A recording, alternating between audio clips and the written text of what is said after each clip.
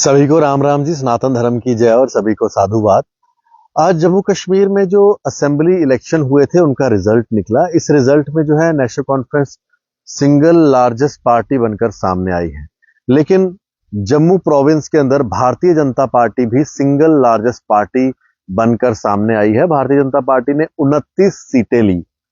इसी बीच में मैं आपको बता दूं, भारतीय जनता पार्टी ने जो ये 29 सीटें ली हैं, अगर हम पिछला आंकड़ा देखें तो पिछले आंकड़े में 25 सीटें भारतीय जनता पार्टी के पास थी और भारतीय जनता पार्टी ने इस बार का जो वोट परसेंटेज है उसमें भी बढ़ोतरी लाई है और सीटों में भी बढ़ोतरी लाई है। तो 25 से 29 सीटें जो है भारतीय जनता पार्टी के पास आ चुकी हैं।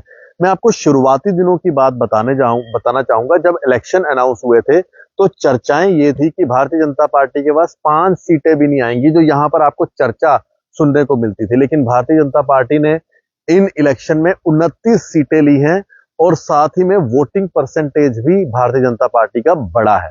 अब इसी बीच में मैं आपको बताना चाहूंगा कि भारतीय जनता पार्टी ने ये जो सीटें ली हैं, कई सारे स्टार कैंपेनर्स इन सभी इलेक्शन के बीच में आए थे, जिनमें हम मुख्यतः बात करें आदित्य योगीनाथ भी थे, साथ ही में खुद प्रधानमंत्री नरेंद्र मोदी जी भी थे, नितिन गडकरी जी भी थे और अमित शाह जी भी थे, अनुराग ठाकुर जी भी थे, स्मृति ईरानी जी भी थे और भी कई सारे नेता थे।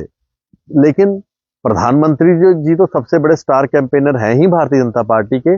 लेकिन इसी बीच में अनुराग ठाकुर जी ने एक बड़ा अहम रोल अपना निभाया है जम्मू कश्मीर की इन इलेक्शंस के बीच में। अनुराग ठाकुर जी ने कई सारी पब्लिक मीटिंग्स, पब्लिक रैलीज इन दिनों में जो है यहां पर अटेंड की और अनुराग ठाकुर जी इस समय पूरे भारत में एक बड़े ही भाजपा के युवा नेताओं में जो है काउंट किए जा रहे हैं, जो अपनी बेबाकी के साथ बात रखने में एक बड़ा रोल इस समय जो है भारत के अंदर निभा रहे हैं। जहां पर वो एक तरफ राहुल गांधी की किसी भी बात को जो है सामने आने नहीं देते और राहुल गांधी को एक ऐसा जवाब देते हैं कि पूरे देश के अंदर जो है चर्चा बन जाती है, चाहे कि वो कॉन्स्टिट्यूशन के ऊपर भी जो राहुल गांधी द्वारा बार बार कहा जाता है और अनुराग ठाकुर जी द्वारा जवाब दिया गया जब उनसे ये पूछा गया कि आप खाली ये बता दीजिए कि कॉन्स्टिट्यूशन की किताब के कितने पन्ने होते हैं। तो इस तरह के कई सारे तर्क आपको सुनने को मिले होंगे। लेकिन जम्मू कश्मीर की बात करें तो अनुराग ठाकुर जी ने जम्मू प्रोविंस के अंदर पूरी जान लगा दी ताकि जम्मू कश्मीर के अंदर भारतीय जनता पार्टी की मैक्सिमम सीट्स आए।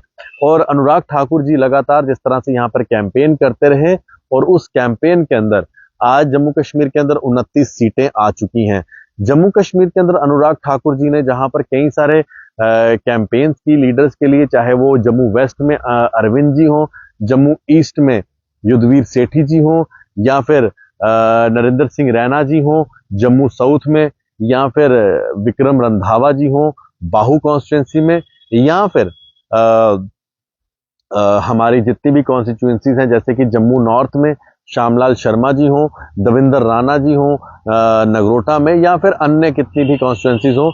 यहाँ तक कि खाली कैंपेन ही नहीं, कई सारी लीडर्स के जब नॉमिनेशन फाइल करने की बारी आई थी तो अनुराग ठाकुर जी ने श्यामलाल शर्मा जी के साथ जाके, अरविंद जी के साथ जाके, दविंदर सिंह राणा जी के साथ, कई सारे लीडरों के साथ गए, उनके साथ कैंपेन में जो है हिस्सा लिया और अनुराग ठाकुर जी आज एक स्टार किंग मेकर बन चुके हैं, जो ये 29 सीटें जम्मू कश्मीर में भाजपा की आई हैं। तो फिलहाल बाकी सारे स्टार कैंपेनर्स तो थे ही, लेकिन अनुराग ठाकुर जी ने एक अपनी अलग पहचान बनाई है। एक तो हिमाचल के वो हैं ही, तो हिमाचल और जम्मू कश्मीर एक साथ पड़ोसी राज्य भी हैं और हिमाचल के अंदर भी डोगरी बड़े भली भांति से लोग पहचानते हैं और जानते हैं और बोलते भी हैं, और जम्मू कश्मीर के अंदर भी पहाड़ी, कई सारे इलाकों में पहाड़ी भाषा बोली जाती है। तो जम्मू कश्मीर और हिमाचल का बड़ा एक ना आपसी जो है लगाव भी है और रिश्ता भी है। तो वही रिश्ता जो है निभाते हुए अनुराग ठाकुर जी ने जम्मू कश्मीर के अंदर जो कैंपेन्स की